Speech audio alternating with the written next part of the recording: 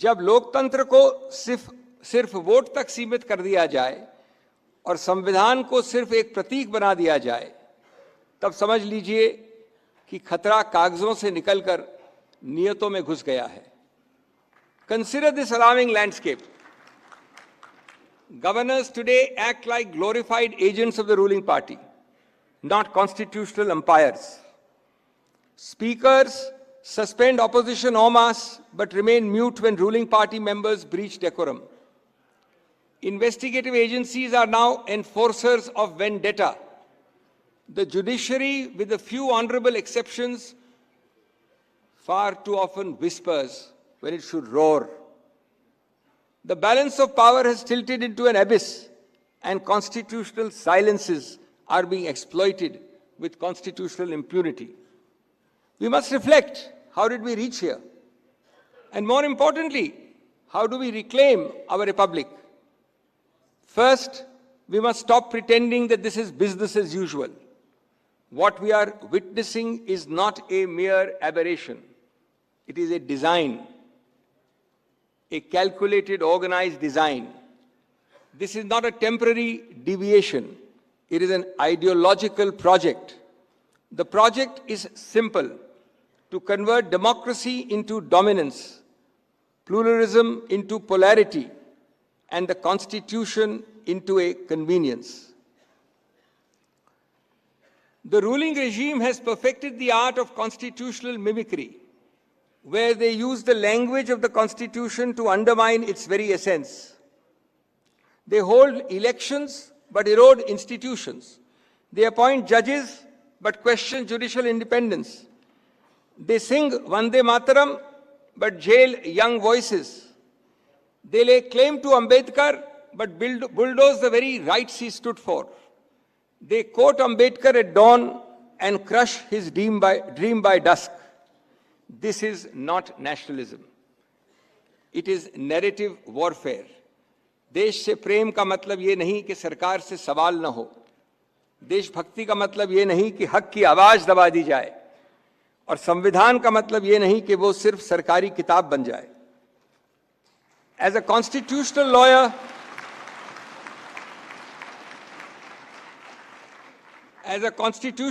I can tell you this: a democracy dies only when tanks roll out. Not only when tanks roll out, I'm sorry.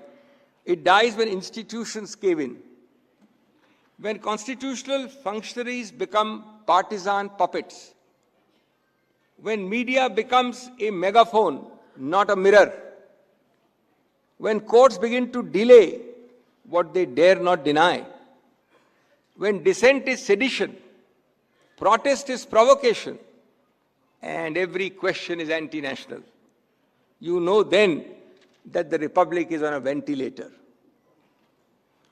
We must also address this farce of federalism, and we have a session today on federalism in the afternoon. The center today treats states not as partners in progress, but as colonies of compliance. Schemes are launched without consultation. Funds are withheld with political bias. Elected governments are overthrown through money, muscle, and manipulation. This is not cooperative federalism. It is coercive federalism wrapped up as propaganda. So what is the pathway ahead? We are also supposed to talk of pathways today. It must begin with political courage and constitutional clarity. We must reclaim Parliament not as a place for paper bills, but as a theatre of true debate. We must demand from our judiciary not just interpretation, but intervention. We must protect the media not by controlling it, but by freeing it from fear and favor. And above all, we must connect the Constitution to the common man. The Constitution cannot remain the concern of lawyers and academics alone. It must become the lived experience of every farmer, every woman, every student, every worker. And this is what Rahul Gandhi has talked about time and again. Rights are not meant to be read. They are meant to be realized. It is the duty of the Congress party to ensure that from Kashmir to Kanyakumari, from Kutch to Kohima, every Indian feels the pulse of the preamble. Let me say this with clarity. The fight to save the Constitution is not a legal battle alone. It is a moral struggle. And it is the time we fought it. It is time now to fight it, not with caution, but with conviction. Not with whispers in drawing rooms, but with roars on the street.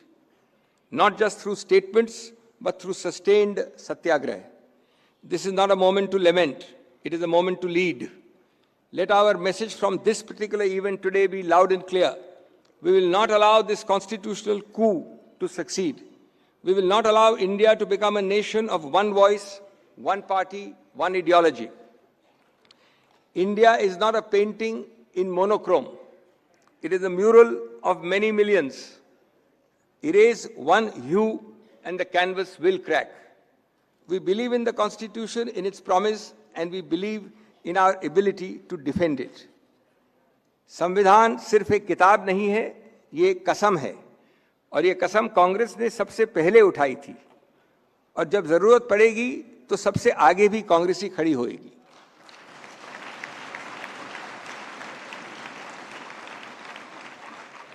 So let us rise not as opposition, but as the original vision. Let us speak not just to win debates, but to win back the nation.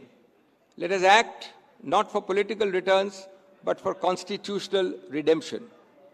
Let it be said in the annals of history, when the Constitution wept, it was the Congress that wiped its tears. When democracy bled, it was the Congress that bandaged its wounds. And when the Republic trembled, it was the Congress that stood firm like a rock. Jai Hind, Jai Samvidhan.